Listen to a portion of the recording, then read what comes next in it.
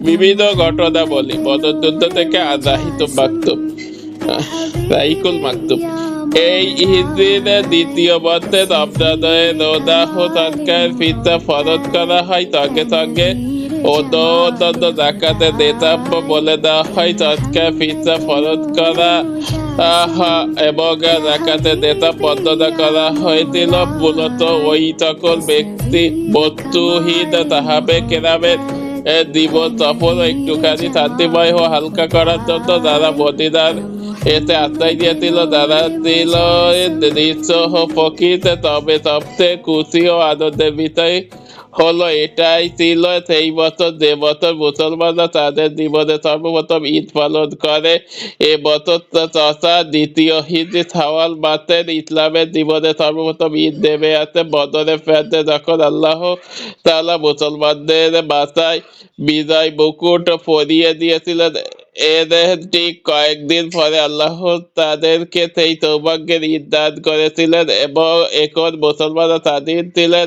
সুতরাং মদিনায় প্রতিটি অলিতে গলিতে আর গিরিগঞ্জরে তাকবীর ও তাহলিল ধ্বনি সমন্বিত তাদের গলায় ফাটিয়ে তারা ঘোষণা করতে সক্ষম ছিলেন আসলে কি মুসলমানদের জীবন তখন আনন্দ আর উৎসব মুখর এক নয়া আস্থা নেমে এসেছিল। এভাবেই তাদের হৃদয়গুলি আল্লাহ প্রেম তার ভালোবাসা উদ্বেলিত হয়ে পড়েছিল, তার অনুগ্রহ রোজাবন্দি চালাতে বেদি ব্যস্ত হয়ে উঠেছিল, কারণ তিনি তাদের জীবনকে পদে পদে বিভিন্ন নেয়ামত দ্বারা ভরিয়ে দিয়েছিলেন। প্রতিটি মুহূর্তে তাদের সাহায্য সহযোগিতা করেছিলেন। এই গীতে আল্লাহ তাআলা ইরশাদ করেন, আর স্মরণ করো যখন তোমরা ছিলে অল্প, পরাজিত অবস্থায় পড়েছিলে, যেতে ভীত সামর্থ্য ছিলে যে তোমাদের না ওদের সো মেরে দিয়ে যায়, অথবা তিনি তোমাদিকে আশ্রয় ঠিকানা দিয়েছেন, তৃতীয় সাহায্য দ্বারা তোমাদিকে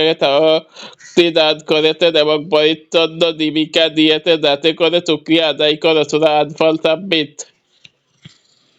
বদর ও উহুদের মধ্যবর্তী সাময়িক আয়োজন। বদর ছিল মুসলমান ও মুশরিকদের মধ্যে সর্বপ্রথম সশস্ত্র সাময়িক অভিযান।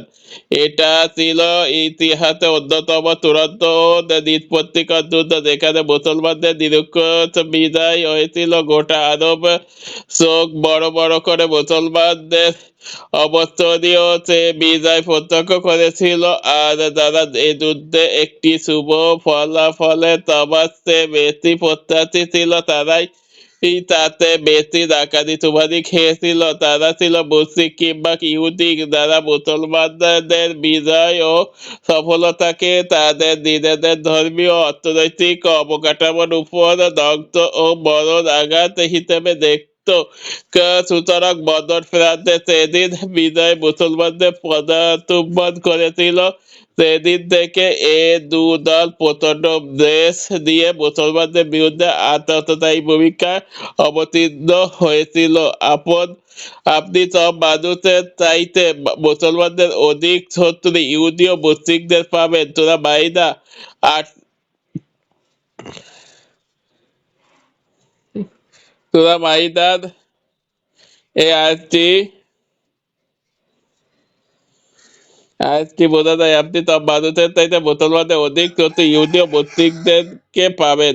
মদীনায় এমন কিছু লোক ছিল যারা এদের এর হয়ে মুসলমানদের বিরুদ্ধে গুপ্তচরে ভূমিকা পালন করত। তারা বাহ্যিকভাবে মুসলমান হয়েছিল, কিন্তু আসলে কুফরি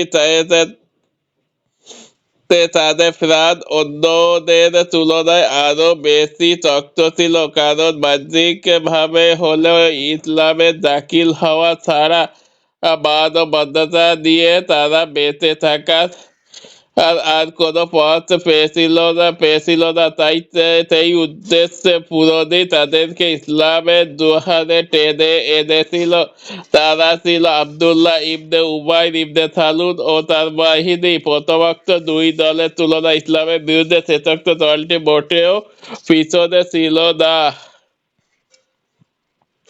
উল্লেখিত তিনটি দল ছাড়া ইসলামের বিরুদ্ধে আরো একটি দল কাজ করে যাচ্ছিল, তারা ছিল মদিনার আশেপাশে বনু জানাফার জাতিগোষ্ঠী। মুসলমানদের বিরুদ্ধে তাদের বিদ্বেষ ও শত্রু পোষণের কারণ ঈমান কিংবা কুফর ছিল না, কারণ ঈমান ও কুফরের মাঝে তারা কোনো ব্যবধান বুঝতো না, বরং তাদের কাছে যে জিনিসটির দাম গুরুত্ব ও ছিল তা হলো তারা ছিল ডাকাত ও লুণ্ঠন প্রকৃতির। যাহার কারণে তারা মুসলমানদের এই বিশাল বিজয় আর মহা সাফল্যে আচমকা উদ্গীত হয়ে পড়ল। এক অজানা ভয় তাদের গোটা অস্তিত্বকে চেপে ধরলো। তাদের এই ভয়ের ব্যাখ্যা হলো, যদি এভাবে দিন দিন মুসলমানরা শক্তিশালী হয়ে ওঠে, তবে মদিনাতে একটি সুপ্রতিষ্ঠিত রাষ্ট্র প্রতিষ্ঠিত হবে। এতে করে তাদের অসহায় প্রতীকে সবকিছু চিন্তায় আর লুণ্ঠনের দুয়ারে চিরদিনের জন্য তালা লেগে যাবে। আর ঠিক এ ভয় সে বিদ্বেষে রূপান্তরিত হয়ে তাদেরকে মুসলমানদের শত্রু বানিয়ে দেয়।